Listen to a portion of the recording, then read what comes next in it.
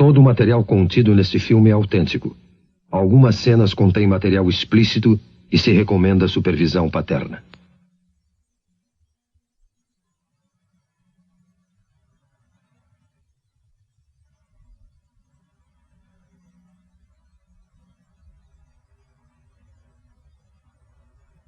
Agora podemos perceber o grito silencioso na face desta criança que agora enfrenta a iminente extinção. O grito silencioso.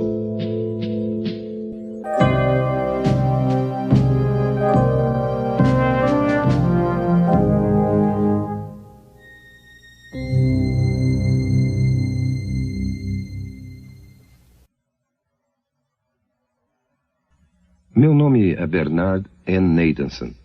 Sou um médico e também obstetra e ginecologista. E acho que tenho alguma experiência em matéria de abortos. Bem, quando eu estudava medicina, em 1949, não havia uma ciência como a fetologia.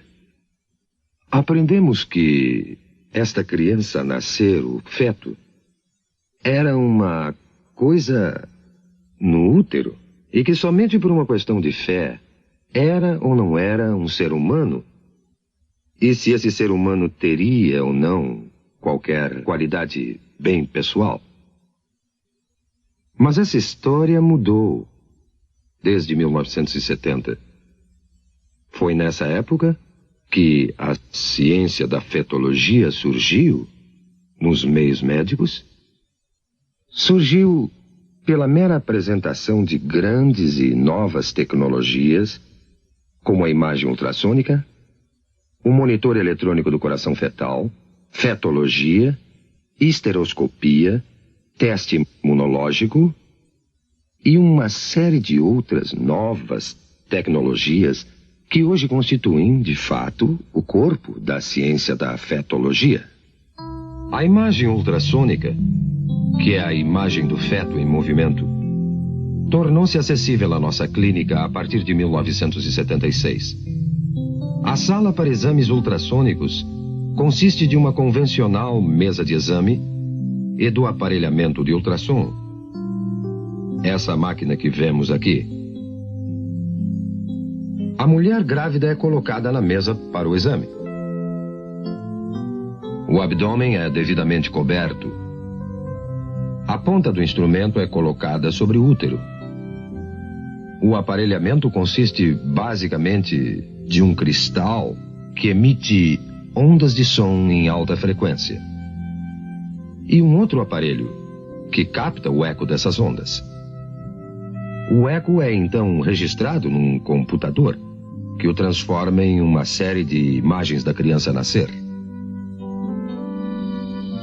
E a criança pode ser observada por uma análise linear, que é útil para a gravidez adiantada, ou por uma de setor, que é mais precisa para delinear a criança na fase inicial, como esse caso. A imagem reconstruída pelos moldes do eco é capaz de ser de uma absoluta clareza e é tão detalhada nesse instrumento que as válvulas do coração são observadas abrindo e fechando com as contrações do coração. Mães e pais, pela primeira vez, têm podido ver suas crianças antes do nascimento, com essa espetacular tecnologia.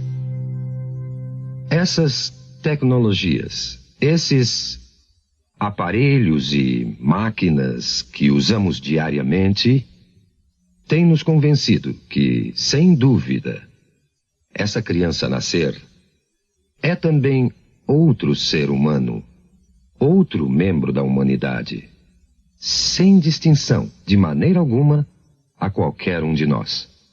E pela primeira vez, temos a tecnologia para ver um aborto sob o ponto de vista da vítima. A imagem ultrassônica nos permite ver isso.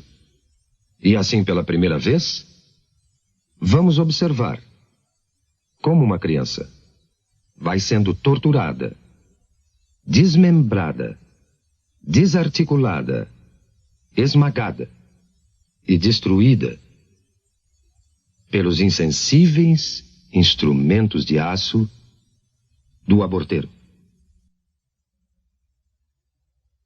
O que estamos vendo aqui é uma sequência do desenvolvimento de uma criança no estado pré-natal de vida, desde os primeiros momentos até o fim desta fase. Temos aqui uma criança de 4 semanas, de 8 semanas, de 12 semanas, de 16 semanas, 18 semanas, de 20 semanas e de 28 semanas.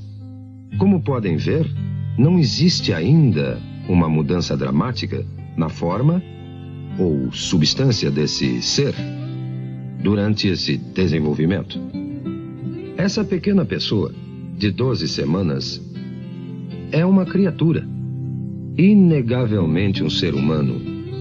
Já tem ondas cerebrais desde 6 semanas, seu coração está funcionando há 8 semanas, e todo o resto das funções humanas são exatamente como as nossas. Agora, esse livro, Obstétrica de Williams, 16ª edição de 1980, é um livro de estudo usado em todas as escolas de medicina nos Estados Unidos. O prefácio desse livro, publicado em 1980, nos diz o seguinte: felizmente entramos numa era que o feto pode ser já considerado e tratado como nosso segundo cliente. Quem poderia sonhar, mesmo há alguns anos, que poderíamos atender um feto como médico? As tradicionais éticas médicas e conceitos nos dizem que não devemos destruir nossos clientes e nós juramos preservar suas vidas. Agora veremos como o aborto age no nosso segundo cliente. Temos então uma criança de 12 semanas no útero, o útero sendo esse músculo em redor da criança. Quando o aborteiro inicia o processo, primeiro coloca esse instrumento, conhecido como espéculo, na vagina da mulher e em seguida abre a fim de avistar o colo uterino aqui. Tendo avistado o colo, o aborteiro, então, pega esse instrumento, conhecido como tenáculo, firma-o seguramente com o espéculo no colo.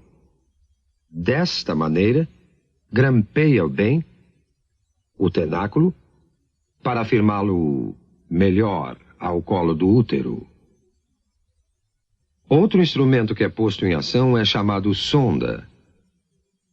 Esse instrumento é colocado dentro do útero, depois retirado, para o aborteiro determinar exato a profundidade e o tamanho do útero.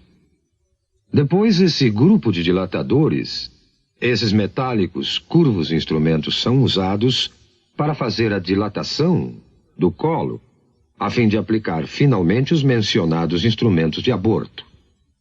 O aborteiro primeiro introduz o mais fino desses instrumentos dentro do colo, a fim de dilatá-lo, girando o instrumento para uma parte mais larga, introduz essa ponta e vai então trabalhando através das várias graduações que aumentam o tamanho final do instrumento dilatador. Depois, passa a usar um instrumento conhecido como aparelho de sucção, o qual está sendo retirado de um recipiente esterilizado para seu uso. E então, isso será inserido no colo dilatado até chegar ao útero, para então perfurar o saco que cobre a criança, esvaziando do fluido que a cerca. O instrumento é posto em direto contato com a criança numa pressão aproximada a 55 milímetros de mercúrio aplicada na ponta desse instrumento, que está ligada a um longo tubo grosso de sucção e a instrumentação abortiva, que é o aparelhamento do outro lado. A ponta de sucção começará a destruição da criança. Pedaços do corpo são separados, um por um, até ficar somente fragmentos do corpo e a cabeça. A cabeça é grande demais para passar pela tubulação. Para isso é necessária a aplicação de outro instrumento, chamado pinça de pólipo, dentro do útero, através do colo já dilatado. E o aborteiro, então, terá que pegar a cabeça da criança, que flutua livre dentro do útero, entre os anéis desse instrumento. A cabeça é então dilacerada e seus pedaços removidos com seus respectivos ossos. E o aborto, então, estará concluído. Já vimos como uma criança de 12 semanas aparece na tela ultrassônica. Também vimos a mecânica, todas as fases do aborto de 12 semanas. Agora, pela primeira vez, veremos um filme feito com a verdadeira imagem ultrassônica de um aborto de 12 semanas. Não se esqueça que não é um caso fora do comum, um aborto tardio. É um dos 4.000 casos de aborto feitos todos os dias nos Estados Unidos. Esse filme foi feito numa clínica de abortos.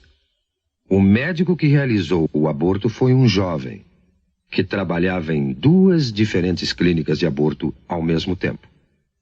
Ele já havia feito mais de 10.000 abortos na sua vida.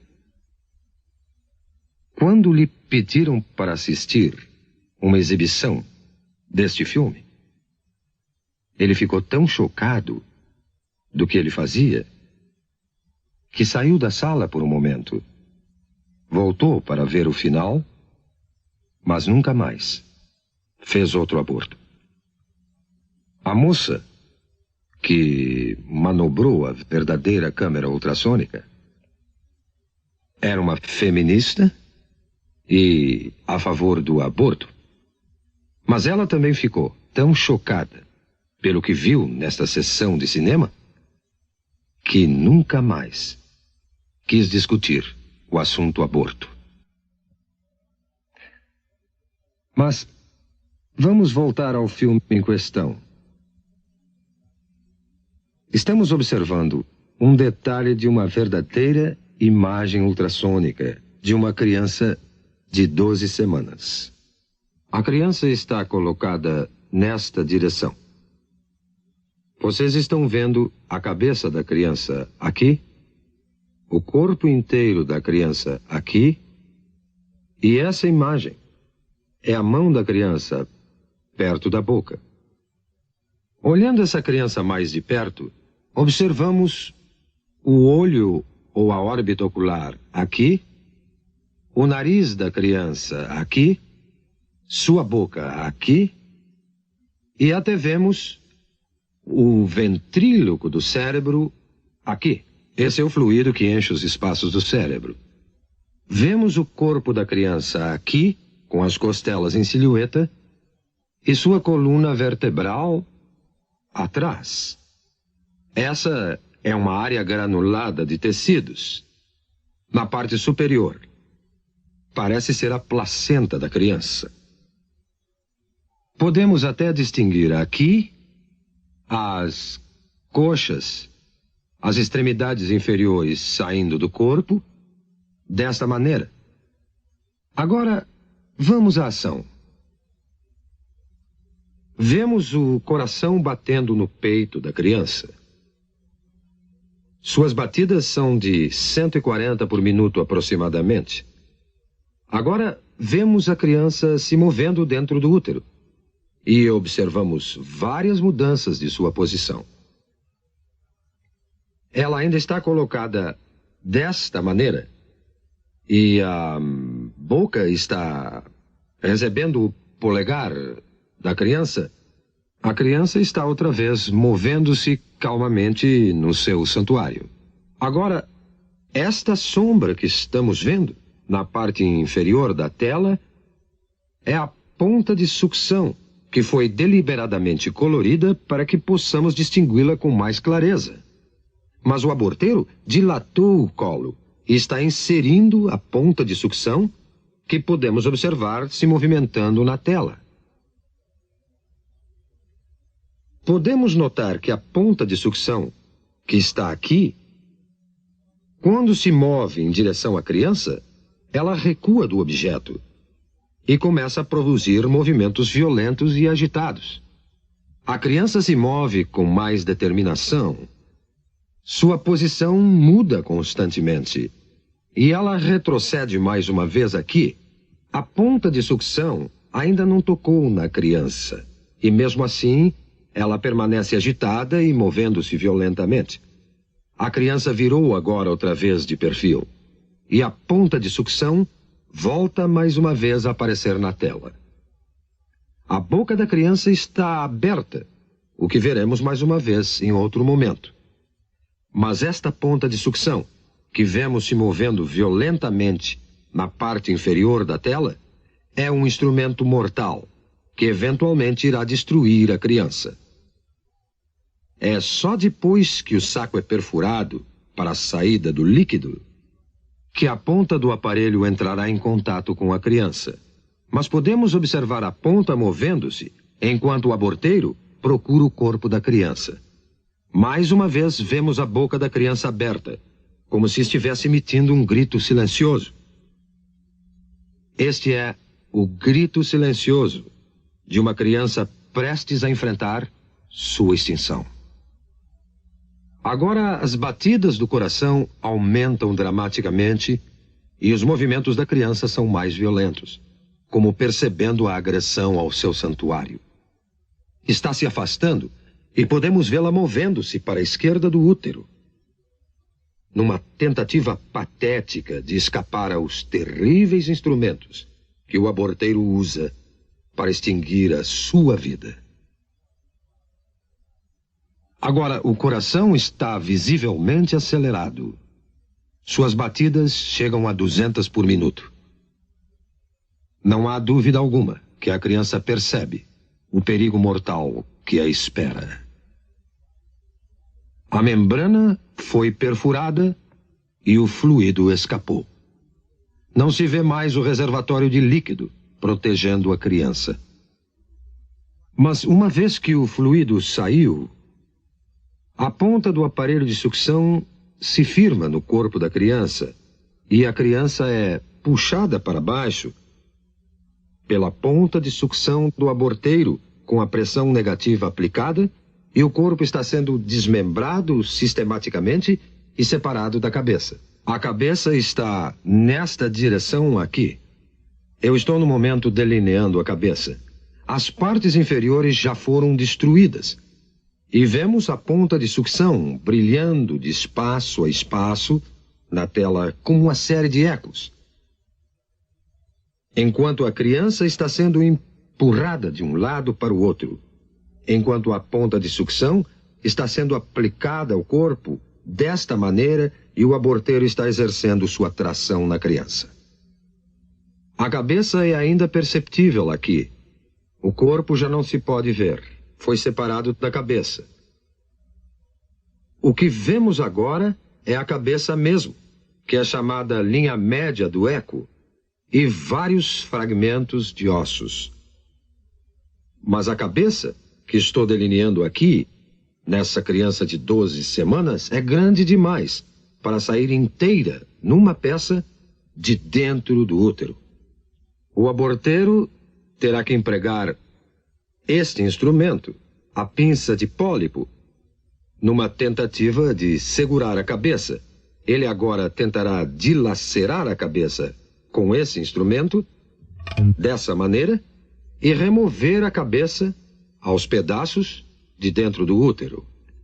O aborteiro e o anestesista têm um código secreto entre eles, que os protege da pavorosa realidade dos fatos.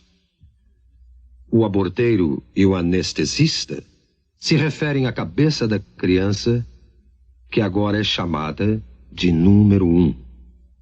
O anestesista, então, perguntará ao aborteiro: o número 1 já saiu? Já acabamos?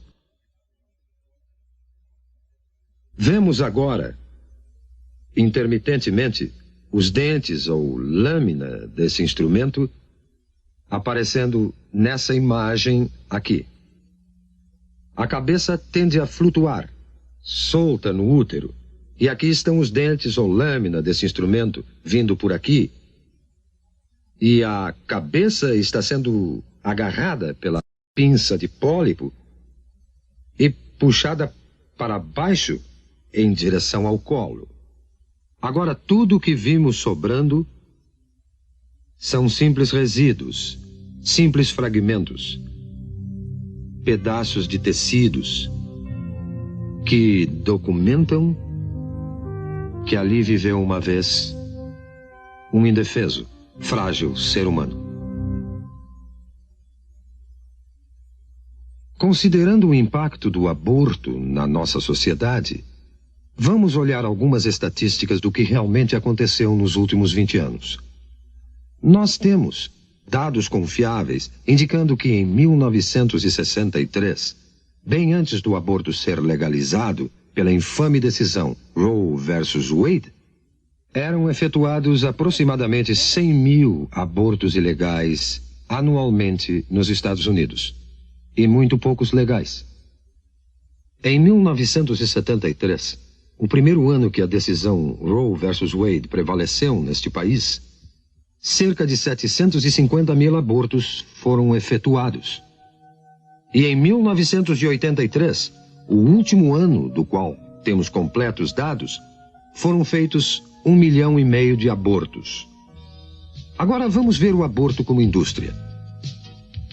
No ano passado, foram efetuados 1,5 milhão de abortos nesse país. E o custo médio de um aborto é de 300 a 400 dólares por operação. Isso criou uma indústria nesse país de uns 5 a 6 milhões de dólares por ano, colocando-o na lista das 500 maiores indústrias do mundo. 90% de todo esse dinheiro vai para o bolso dos médicos e o que sobra no bolso dos empresários que dirigem as clínicas. Tivemos investigações recentes sobre essas clínicas, que se ramificaram no país como cadeias de restaurantes. Sabemos que várias dessas cadeias se encontram na Califórnia, pelo sudoeste e vão até o sudeste dos Estados Unidos. E há alguma evidência agora que cada vez mais essas clínicas estão caindo nas mãos do crime sindicalizado nos Estados Unidos. E que esse dinheiro do aborto, é manchado não só pelo sangue das inocentes vítimas do aborto, como também pelas mãos sujas do crime sindicalizado nos Estados Unidos. Quando discutimos o aborto, temos que entender que a criança por nascer não é a única vítima. As mulheres são vítimas também, tanto como as crianças o são. Não foi dito às mulheres a verdadeira natureza da criança por nascer. Não lhes foi mostrado os fatos reais sobre o que o aborto realmente é. As mulheres, em grande número, centenas, milhares, dezenas de milhares, têm tido seus úteros perfurados, infectados, ou sofreram destruição total de seus órgãos reprodutores como resultado de uma operação da qual não possuem um conhecimento verdadeiro. Este filme e outros filmes que virão devem fazer parte da informação geral para o consentimento de qualquer mulher antes de se submeter a um processo desta natureza. Eu acuso a Liga Nacional do Direito ao Aborto. Eu acuso o Plano Familiar e todos os conspiradores da indústria do aborto de uma consistente conspiração silenciosa que faz a mulher ignorar os verdadeiros fatos sobre o aborto. E desafio a todos que ministram o aborto a mostrar esse autêntico programa filmado, ou um similar a este, a qualquer mulher antes de consentir num aborto. Como veem, acho que entendo um pouco de aborto. Fui um dos fundadores da NARAL em 1969, que é agora a Liga Nacional do Direito ao Aborto. E por um período de 2 anos, fui o diretor da maior clínica de aborto do mundo ocidental. A partir dessa época, passamos a ter uma ciência chamada fetologia, que nos permite o estudo do feto humano. E todo esse conhecimento concluiu, sem exceção, que o feto é um ser humano, igual a qualquer um de nós, e parte integral da comunidade humana. Agora, a destruição de uma vida humana não é solução para o que basicamente é um problema social. E acredito que recorrer a essa violência é admitir que a ciência, e pior ainda, a ética estão empobrecendo. Eu me recuso a acreditar que a humanidade, que chegou até a Lua, não possa criar uma solução melhor do que recorrer à violência. Devemos todos nós, aqui e agora, dedicar todos os nossos esforços para achar uma melhor solução, uma solução composta de amor e compaixão e um decente respeito pela inegável prioridade da vida humana. Vamos todos, pelo bem da humanidade, aqui e agora, parar esse genocídio.